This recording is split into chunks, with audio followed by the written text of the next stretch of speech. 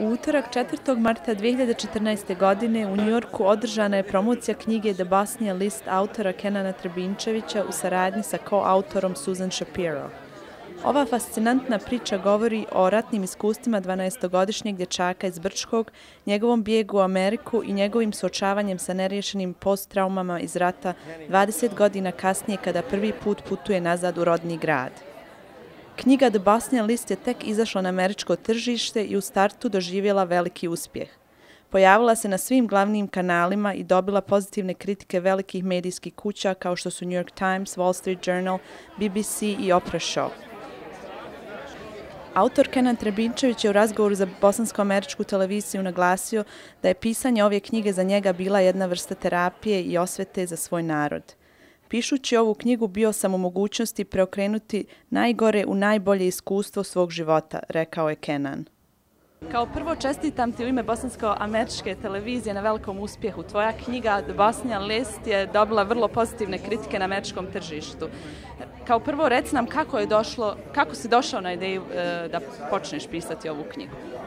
Upoznao sam jednu pacijentkinju, jer sam ja fizioterapeut. Ona je pokazala neki artikala, ja sam, duga priča kratka, počeo da pišem nešto o događaju koji se desio u Marshallu, Queensu, to je bio naš kafić, bio požar, maltene sa pesnicama. A uzeo sam njezin kurs i postao mi malo hobi. A onda mi je počela biti moralna obligacija da napišem knjigu, ne samo za svoju familiju, nego za naš narod. I sve oni koji su bili progonjeni zbog religijske, etničke pripadnosti i nacionalnosti. Svi se mi vidimo u tvojoj knjizi. Reci mi da li je došlo do neke transformacije tvog identiteta? Da li je knjiga pomogla da savladaš neke negativne emocije iz prošlosti? Nisam nikad mogao procesovati šta mi se desilo kad sam imao 12 godina. I pisajući sam saznao koliko smo sretni bili što smo preživjeli. I inače dobijam puno sad e-maila i Facebook poruka suđe preko Bosne i ljudi mi zahvaljuju koliko sam mi pomoglo vratiti njihove memorije. Ja sastavim njihove priče, jer moja priča je njihova priča. Što vidiš kao autora, koliko će ova knjiga utjecati na tvoj profesionalni život? Ova knjiga teško bila napisati, ja radim full time kao fizioterapeut. Svako jutro, ručak, navečer, vikend, tjedan, ja sam nju pisao svaku sekundu. Vidjet ćemo šta će biti sa ove prve, a šta će dalje. Želim ti u svakom slučaju puno uspjeha i da doživiš veliki uspjeh. U razgovoru sa Susan Shapiro saznali smo da je Kenana upoznala na fizikalnim terapijama i sasvim slučajno u razgovoru saznala njegovu životnu priču koja je u njenim očima bila jedinstvena i zatim ga je podstakla da počne pisati eseje o svojoj prošlosti uz njenu pomoć. First of all, I would like to know how did you meet Kenan and how did the whole story about writing a book come about? Kenan was my physical therapist, and I was told that he's a back expert, and I really killed my back. And I went to see him at his physical therapy place, and he was always busy. He was flirting and YouTube and video, and I thought, I'm never going to get this kid's attention. So he told me to do leg lifts, and he walked away. So I pulled out a stack of papers because I'm a teacher, and I always have a stack of essays, 100 essays a week I have to grade. So he got mad at me, and he pulled them away, and I said, I have to grade them. So he made a joke, and he said, oh, what I did on my summer vacation? And I said, no, the first assignment I give my students is write about your most humiliating secret. And he laughed. He said, you Americans, why the hell would anyone do that? And I said, because it's healing. And I said, and because editors want unusual voices. So he said, from your students? And I said, yeah, my students get in the New York Times and they do books. And I saw something change in him. And then that night he emailed me to see how my back was, which was very kind, to see how I was doing, if I needed anything. And so I sent him a piece that a student of mine had written, published in the New York Times, and her mother was a Holocaust survivor, and it was a very heavy story. So the next time I come, and he sees me, and he's, Susan, come over here, come over here. And I didn't know why, he wasn't paying attention to anyone else, put electrodes on my back, laying flat on my back, doing heat, doing everything from my back, and then he hands me his 3 pages. And I read it, and I was just like, oh my God. And he said, what do you think? And I said, blows my socks off. So he says, no good? And I'm like, no, wow. And I remember thinking, he's the male Muslim Anne Frank who's lived to tell the story. Because as a Jew who has, Jewish journalist who's lost relatives in the Holocaust in Eastern Europe, and this is 1992. So that's how it started. And I just said, this is amazing, you have to rewrite it. And we rewrote it together, and that first piece that he wrote wound up in the New York Times Magazine, the International Herald Tribune, and the Best American Essay. First thing he ever wrote. So that's how it started.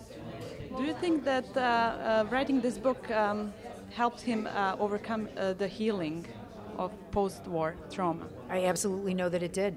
I know that it did because I remember at the beginning when I tried to explain to him, I explained to him what it takes to write a memoir and that there has to be an emotional change. And he said, well, there's not going to be because I hate these people and I'm pissed off and I'm never going to change and I'm never going to forgive them and let's not even bother. Don't even bother to try because I'm not going to. And I said, well, let's just see where it goes. And by the end of the book, and I actually encouraged him to, when he went back to Bosnia, to confront his neighbor and to confront in a friendly way. He was having dinner at a Serb's home, and I said to him, ask him some questions. This is the only time you're going to get to ask him questions. And he asked questions, and his mind was blown. It totally changed his whole attitude. And even his brother said everything about him started changing. He was less argumentative. He was a little bit more proud. He talked about his background a lot more. And now they just sent him around the country to tell his story. So I think it's an amazing change for him. I also think that we as Bosnians have unique stories to tell, but a lot of us have the fear to speak out. What do you suggest to these people? Yeah, interestingly, I had a fantastic therapist. I had addiction problems, and I wrote a book about how I overcame my addiction problems. And at one point I said to this brilliant therapist, and he had an abusive mother who was an alcoholic, and he had overcome a lot of problems himself. And I said, so how do I stay clean and healthy and successful? How do I do that? And he said, if I had to give you one piece of advice for my life, this is what I would say. He said, lead the least secretive life that you can.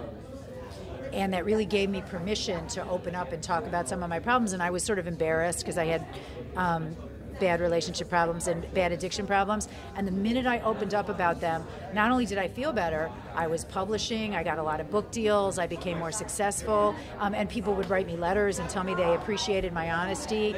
And so that's the advice that I give. And what I say to my students is not only 3 pages can change your life, but writing is a way to take the worst thing that ever happened to you and make it into the most beautiful. And by the way, you just saw an editor, Wendy Wolf, who's a vice president of Viking Penguin, who loves Bosnian stories. So interestingly, there really, at least in America, that I know there are a lot of people who are fascinated by, by what happened. And I think if you tell a personal story, I teach writing, so if you tell a personal story beautifully, you have, not only can you get it published, but I think that just the writing about it and being honest about it and sharing it with people, I think you already start to heal. Because there's a expression about how you're only as sick as your secrets.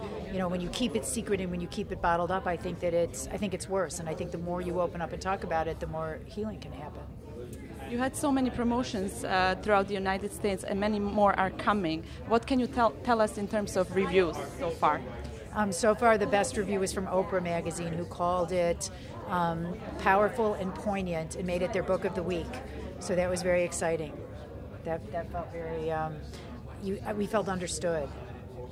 Do you see him as an author in the near future? Do you think that you will expand more in terms of war experiences? Kenan? Yes. I'm trying to get him to write more, and there's actually a few people in the book that he wants to confront. One who he found, one of the people who helped save his family, who he found, and he just did a very fascinating interview with him. So I'm pushing him to do more. I hope he does.